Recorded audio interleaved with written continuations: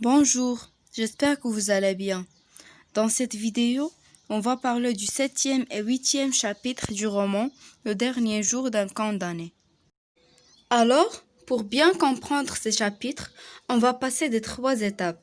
La première, lire le chapitre plus une explication des mots et explication détaillée du chapitre. Et vers la fin, je donnerai un résumé général des chapitres. Et vers la fin de la vidéo, je donnerai une explication en arabe aussi détaillée. Que ce que j'écris ici puisse être un jour utile à d'autres, que cela arrête les juges prêts à juger, que cela sauve des malheureux, innocents ou coupables, de l'agonie. L'agonie, c'est la mort, à laquelle je suis condamné. Pourquoi? À quoi bon? Qu'importe. Quand ma tête aura été coupée, qu'est-ce que cela me fait quand on coupe d'autres? Est-ce que vraiment j'ai pu penser ces folies? Jeter bas l'échafaud après que j'y ai remonté. Je vous demande un peu de ce qui m'en reviendra. Quoi, le soleil, le printemps, les champs pleins de fleurs, les oiseaux qui s'éveillent le matin, les nuages, les arbres, la nature, la liberté, la vie, tout cela n'est plus à moi. Ah, c'est moi qu'il faudra sauver. Est-il bien vrai que cela ne se peut qu'il faudra mourir demain? Aujourd'hui, peut-être que cela est ainsi. Oh Dieu, l'horrible idée à se briser la tête au mur de son cachot. Dans ce chapitre, le narrateur se demande quel intérêt peut-il tirer en sauvant d'autres têtes alors qu'il ne peut pas sauver la sienne. Maintenant, passons au résumé.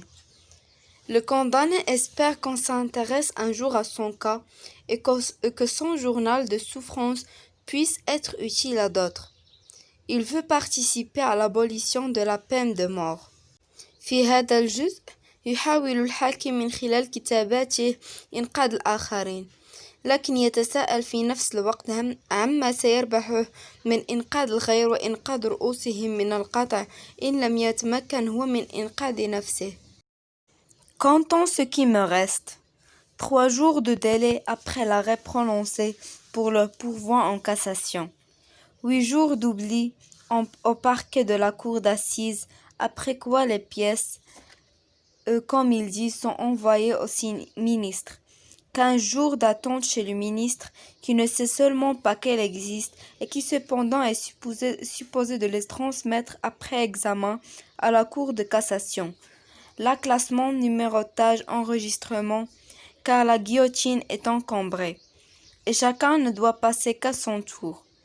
15 jours pour veiller à ce qu'il ne vous soit pas fait de passe-droit. Enfin, la cour s'assemble, d'ordinaire un jeudi, rejette 20 pourvois en masse et renvoie le tout au ministre, qui renvoie au procureur général, qui renvoie au bourreau. 3 jours.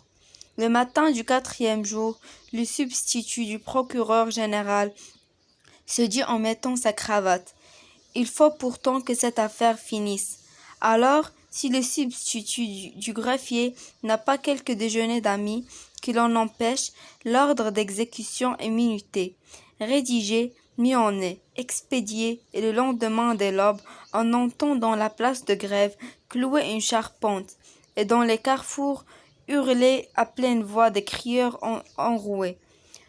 En tout 6 semaines, la petite fille avait raison.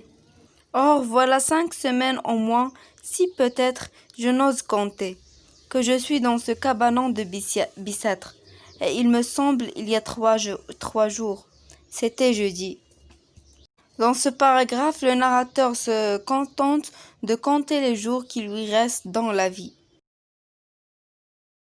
Dans ce chapitre, le jeune condamné compte le temps qui lui reste à vivre. 6 semaines dont il a déjà passé 5 ou même 6. Il ne lui reste presque rien.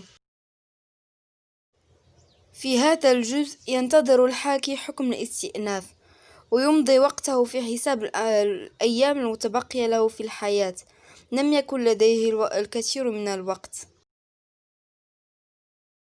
J'espère que mon explication vous a été utile. N'oubliez pas d'attendre l'explication des autres chapitres très bientôt. Au revoir.